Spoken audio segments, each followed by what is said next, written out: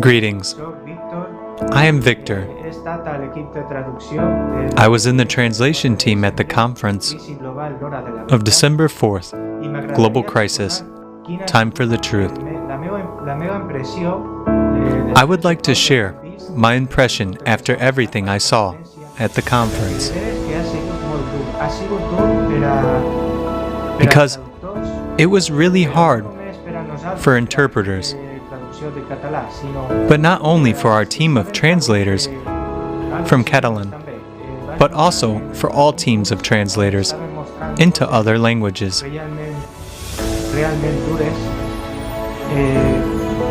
I noticed that at some points, when really tough things were shown, it was very difficult for people to keep the thread of translation looking at this. It was not easy at all. And my conclusion is that there are many people who tell us that we are too tragic and we shouldn't show all this so openly. But I think it is necessary. It is a top priority to show everything that is happening in the world. Because if we do not show it openly, we won't be able to help all these people, children, and the most vulnerable citizens who have suffered most in the world. And we won't be able to change anything. But we need to change these circumstances. That's why we have to cover everything. And that's the only way out. I think it's very important that people start thinking about climate change themselves. The biggest threat of people acting against climate change is that it becomes a tick-the-box process initiated by governments, where people don't understand what they are doing and why. I think it's very important that people understand that they can take charge of their existence. And it's very important that you watch in the way you want to go. So you have to look at where you want to go. And I think it's good to know the truth, and it's good to realize that climate change can be a big threat to our existence, also on an individual basis. We want people to take responsibility of their own lives and get connected with each other, because every one of us has so much potential, and that's why it's so important that this is an initiative on a voluntary basis. We are going to do this by ourselves, by connecting, by using our creativity. What got me started was a question from a student at my college where I was teaching. And the student simply asked, are earthquakes increasing or not? And I said, well, they have been a little bit, but I haven't really taken a deep look at the literature on this. So I went and examined the data from the U.S. Geological Survey, plus also from the Global Seismic Network, and found some pretty astounding things. And I found that the earthquake activity on the ocean bottoms showed a huge jump in activity starting in 1995. And in fact, I have a paper now that is going out this week for consideration for publication called 1995, an inflection point in the recent geophysical history of the planet, where I outline a number of the things that have changed dramatically since then. That is, we say that the system is what we call nearly intransitive. We get these huge jumps and these sudden changes. And this was one that had gone unnoticed and pretty much ignored in the literature. And I can speak much more about the literature and the fact that these sorts of things aren't being done because it was an extremely difficult process trying to get this published. It was rejected from 9 different journals. In fact, half of the journals I sent it to wouldn't even review it. They said, don't you know that carbon dioxide is what's causing the globe to warm? And we think this a bit frivolous. So It was very, very hard to get this work published, and it still is very hard to get this work published. I think Sterling Burnett did a good job explaining how a well-known physicist, William Happer, is trying to get some of his research published on this. And I see this as a huge impediment going forward and something that needs to be fixed in the scientific literature.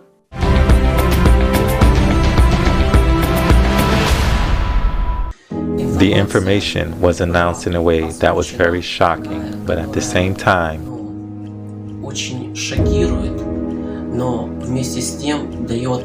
gives an understanding of what awaits us all in the near future. We, all people, all humanity, live on planet Earth. This is our only home. And it is a mistake to believe that when a ship's bow sinks, the stern will survive. It will not be possible to sit out somewhere in this situation. This was discussed more than once at the conference. You will not be able to run away and hide. We have been told for a long time that the Slavic territories would be a saving ark for all people. But at the moment, it is already known for a fact that there are practically no safe places on the planet.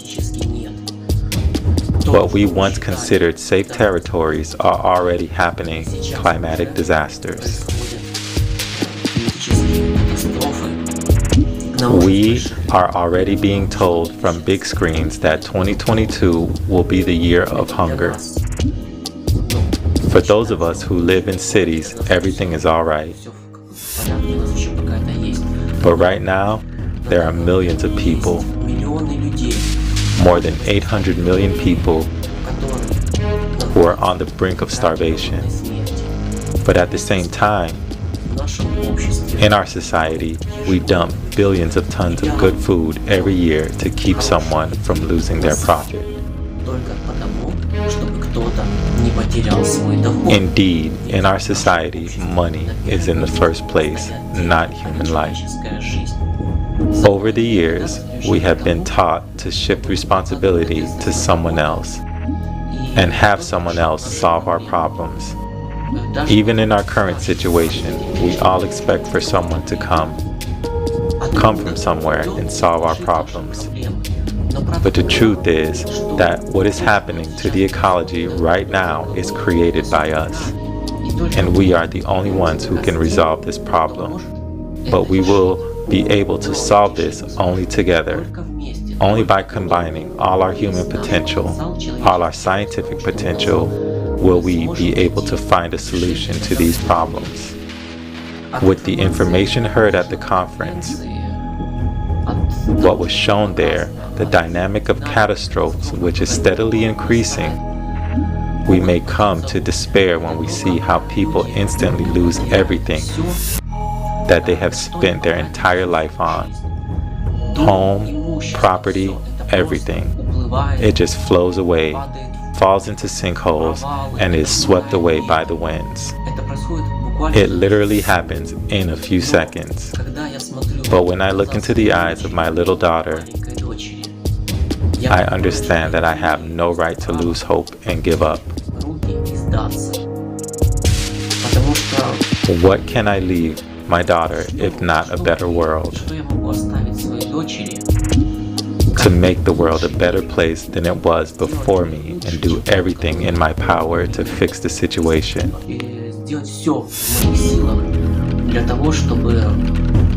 It doesn't require much from people to do this. Everything is quite simple. Go to the website, get familiar with the project, support it, and share this information with everyone you can. Your family, relatives, friends, and co-workers. Inform them that we have an alternative option. It is the only option for the survival of all people on the planet. This is the creative society. We live in our own little world, and it seems that everything is fine with us. We live in a wonderful world But we never think about what's going on around us. We know that something is happening to someone, but we think that is somewhere. It is not with us, and that this will never happen to us. But why do we live like this?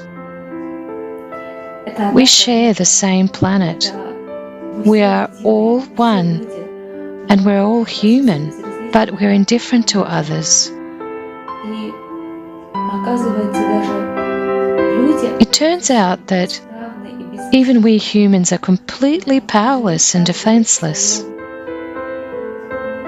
We live each in our own bubble, and we think that we live in a decent world. We travel, go to cafes and restaurants, wear fancy clothes, buy cars and appliances. And this is the beauty of our life. But when you see that reality and the paradox of this world, then you understand that everything that you consider a worthy life is not that worthy. I'm grateful to all the participants of the Creative Society project, grateful to all the organizers and interpreters of this conference for their incredible work. Because people need to know the truth, and I'm proud to be part of the Creative Society project. Thank you all very much. It's 8 a.m. The conference Global Crisis, Time for the Truth just ended. It lasted 12 hours. I didn't think I could watch so much, but it was impossible to tear myself away from it during the whole broadcast. All this truth. How can you close your eyes?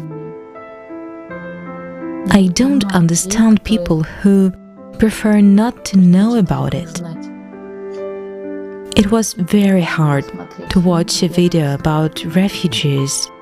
People who find themselves in a difficult life situation are faced with bestial cruelty.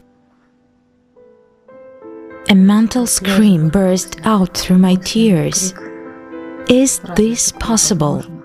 How can all this be stopped? How can it be? The conference gives us an answer to this question. Consciousness resists. Isn't that enough? We have to act. But how? What to do? Still, we need to inform everyone. This is the only way to help when everyone knows about this problem. Only together we can solve it.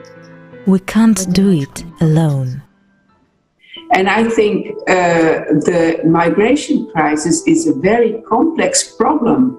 And it's not only brought about by climate change, and I think we must be very careful not to put climate change as an etiquette on or a label on every problem that we face nowadays.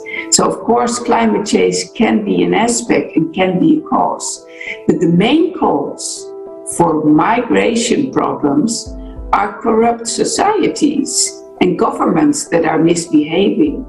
These are the number one causes for migration. Almost all people want to make a living for themselves, want to build up a normal life. And in so many countries nowadays, this is simply not possible because people are living in corrupt societies. And then, of course, we end up at the point that we were starting, is that these corrupt societies are there because people think about short-term profits. And people get status and can lead a glamorous life if they're acting on a short-term basis. And this the same goes for politicians, but it's also for drug traffickers, human being traffickers, smugglers. And there are people that are looking for the loopholes in this society, in our system, to make a short, fast buck, to say. And this is, of course, a problem. And it's not dealt with properly when people are thinking about legislation. Because if you look at the migration legislation in the United States, but also in the EU, you can see that it's a business proposition for people who don't care about laws and don't care about people. And this is, of course, a huge problem.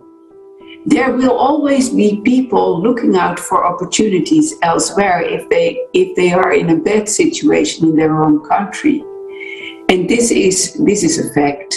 And if there are lots and lots of people doing this at the same time, this is a logistical problem, because no country in the world can take on many, many millions of refugees at the same time. So we have to look at the cause, and the root cause, I think, of migration problems and people want to get out of their country is war and corrupt societies.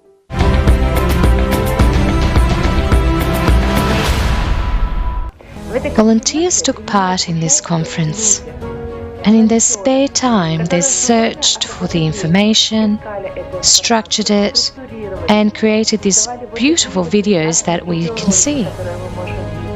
It is caring for our planet, caring for us, our future, for our families and our children. We can all get out of this consumerist format, and the way out is a creative society where all people will be happy. I'm very, very impressed with the scope of the work that was done here. There was a tremendous amount of information, much of it unknown or poorly known by most folks. And I thought you did a great job putting this together. It's obvious that thousands and thousands of hours went into preparing this conference and preparing the talks. It was a truly remarkable effort, and it's on a scale that I've never seen before. And I applaud you for your good work.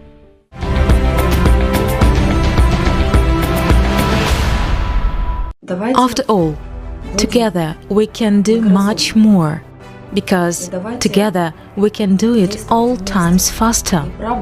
Let's be prudent. Let's act together.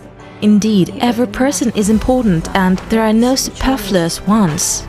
No extra hands, no extra specialists, and this is not only our project. This is the project of all humanity, and it concerns absolutely every person. Let's build a creative society together. After all, we can do much more together because we can do it much faster. Even though I have 7 children living with me and I'm responsible for them. So I found the time to participate in this conference because I want to make people aware of the problems that exist here and now. Who but us parents will take care of our children? Who but us parents will make this world safe? Who but us parents will take responsibility for what is already happening at the present moment, here and now? We are all specialists, and each of us has everything needed to unite. Each of us is a human being, and each of us has something inside that unites us. So, dear friends, visit creativesociety.com. Watch this conference and once again be convinced that now is the time for the truth. And let's make the world creative, a creative society, peace for our children. The information prepared and presented at the conference is unique and leaves no one indifferent. What is happening in the world? I heard some fragmented parts about something, and even in preparation for the conference, I came across different information. But what has been voiced is shown comprehensively and on a full scale. That's impressive. It is impressive that people managed to destroy our planet so much in such a short time. In just 30, 50, 100 years, we have done something that could not be done for 1,000 years. But I know that we can only get out of this situation together, united by all of humanity. If we, all 8 billion people, unite, we can change everything. Thank you very much. Let's build a creative society together. I think unity is, of course, is something that we strive for now in this movement, and it would be so good to inspire every day a bit of more people, because if we're able to magnetize other people, not hypnotize or manipulate, but magnetize, in the sense that you see that we can convince them that just by shifting the paradigm, by shifting the focus into something positive, our world could be a so much better place to be in. That would be very, very good. And because all these problems that we're facing right now, you cannot tackle alone, not even a government, not even an international organization. We have to do it all together.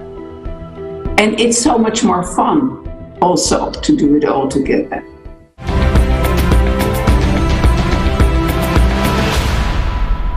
I think one of the problems that we have out there is the dissemination of information.